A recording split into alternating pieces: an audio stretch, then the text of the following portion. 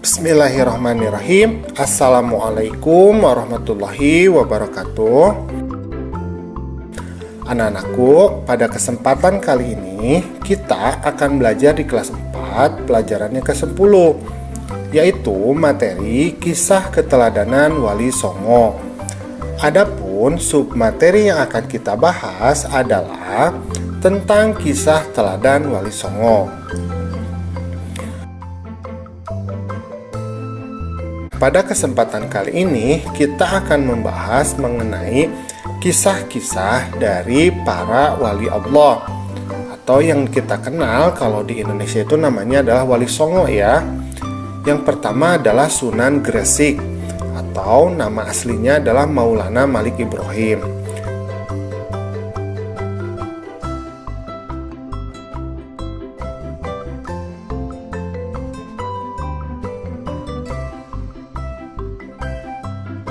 Nah, Maulana Malik Ibrahim ini disebut juga sebagai Sunan Gresik atau Sunan Tandes.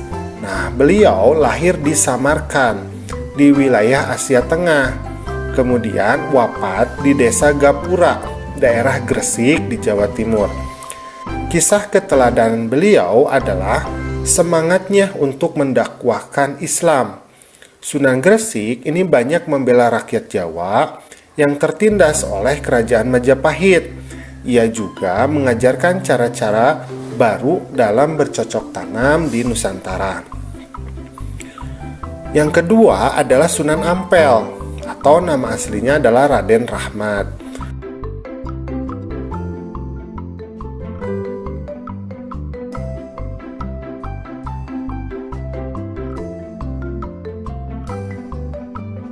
Sunan Ampel atau Raden Rahmat dianggap sebagai sesepuh oleh para wali lainnya.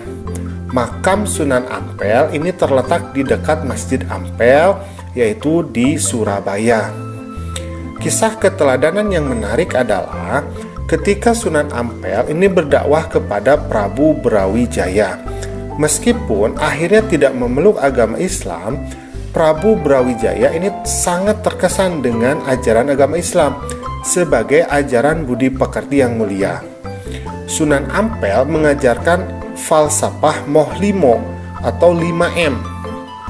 Yang dimaksud dengan Mohlimo adalah tidak mau melakukan 5 perbuatan tercela, yaitu bermain judi, bermabuk-mabukan, mencuri, menghisap candu atau ganja, kemudian berzina.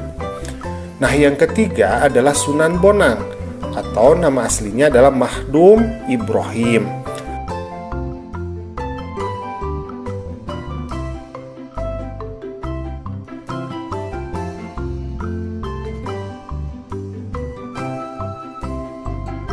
Sunan Bonang adalah putra dari Sunan Ampel yang sekaligus juga sebagai muridnya. Ia wafat pada tahun 1525. Kisah keteladanannya adalah cara berdakwahnya yang sangat bijaksana. Sunan Bonang ini sering menggunakan kesenian rakyat untuk menarik simpati masyarakat. Ia memasukkan alat musik bonang pada seperangkat alat musik gamelan. Oleh karena itu, ia dikenal dengan sebutan Sunan Bonang. Nah, Sunan Bonang juga mengubah suluk wijil dan tembang tombo ati. Kemudian yang keempat adalah Sunan Derajat.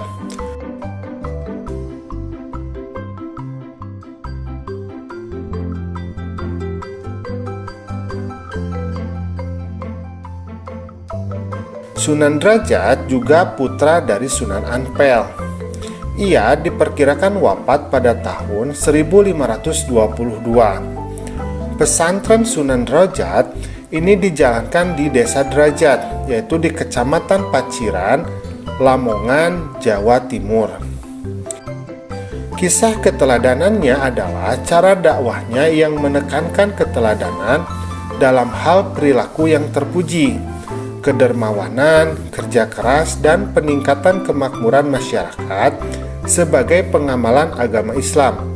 Sunan Derajat juga berdakwah melalui kesenian. Tembang Macapat Pangkur disebut sebagai ciptaannya.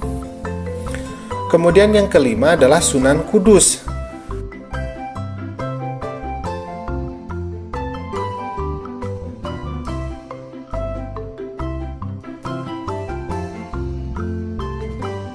Sunan Kudus adalah putra Sunan Ngudung atau Raden Usman Haji.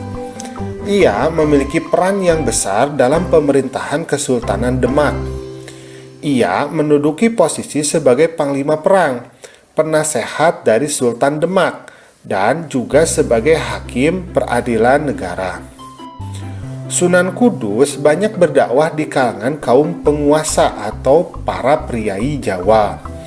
Di antara yang pernah menjadi muridnya adalah Sunan Prawata, yaitu penguasa Demak, dan Arya Penangsang, Adipati Jipang Panolan. Salah satu peninggalannya yang terkenal adalah Masjid Menara Kudus. Sunan Kudus ini wafat pada tahun 1550. Kemudian yang keenam adalah Sunan Giri.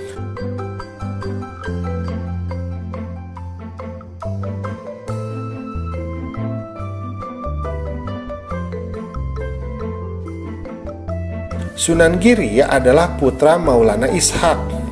Ia termasuk murid Sunan Ampel dan seperguruan dengan Sunan Bonang. Salah satu keturunannya adalah Sunan Giri Prapen yang menyebarkan agama Islam ke wilayah Lombok dan Bima. Sunan Giri sangat berjasa dalam mendakwahkan Islam di Jawa, bahkan sampai ke wilayah timur Indonesia. Ia pernah menjadi hakim dalam perkara Syekh Siti Jenar.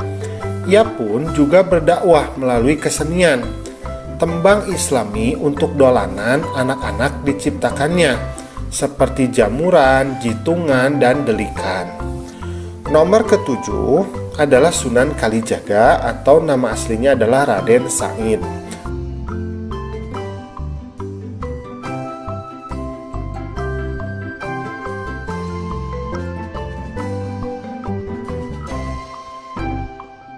Sunan Kalijaga adalah putra Adipati Tuban yang bernama Tumenggung Wilatikta atau Raden Sahur atau Sayyid Ahmad bin Mansur yang biasa disebut juga Syekh Subakir. Ia adalah murid dari Sunan Bonang. Sunan Kalijaga juga menggunakan kesenian dan kebudayaan sebagai sarana untuk berdakwah, seperti wayang kulit dan tembang suluk. Tembang suluk, ilir-ilir, dan gundul-gundul pacul juga dianggap sebagai hasil karyanya. Yang kedelapan adalah Sunan Muria atau nama aslinya adalah Raden Umar Said.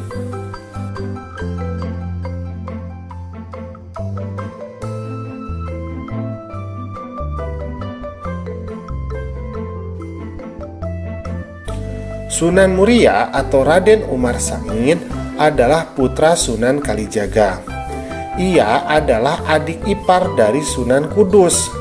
Tempat tinggalnya di Gunung Muria yang letaknya di sebelah utara kota Kudus di daerah Jawa Tengah. Seperti ayahnya, Sunan Kalijaga, ia berdakwah dengan cara lembut. Kesenian gamelan dan wayang tetap digunakannya sebagai alat berdakwah. Sunan Muria menciptakan tembang sinom dan kinanti. Sasaran dakwahnya yaitu para pedagang, nelayan, pelaut, dan rakyat jelata. Nah, yang kesembilan adalah Sunan Gunung Jati atau yang memiliki nama asli adalah Syarif Hidayatullah.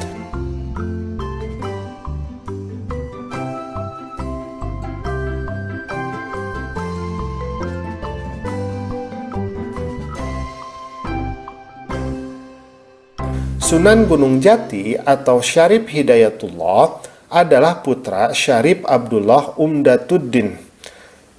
Beliau berjasa untuk mengembangkan Cirebon sebagai pusat dakwah dan pemerintahannya yang kemudian menjadi Kesultanan Cirebon. Anaknya yang bernama Maulana Hasanuddin juga berhasil mengembangkan kekuasaan dan menyebarkan agama Islam di Banten, sehingga kemudian menjadi Kesultanan Banten. Sunan Gunung Jati memberikan keteladanan yang baik dalam bekerja. Ia sering ikut bermusyawarah dengan para wali lainnya di Masjid Demak. Pada pembangunan Masjid Agung Sang Cipta Rasa pada tahun 1480, Sunan Gunung Jati melibatkan banyak pihak, termasuk para wali lainnya dan sejumlah tenaga ahli yang dikirim oleh Raden Patah. Nah, itulah beberapa kisah singkat mengenai para wali Songo ya. Nah, anak-anakku, alhamdulillah pembelajaran kita pada hari ini sudah selesai. Nah, terima kasih ya sudah menyimak. Mudah-mudahan kita bisa meneladani perilaku dari para wali Allah. Assalamualaikum.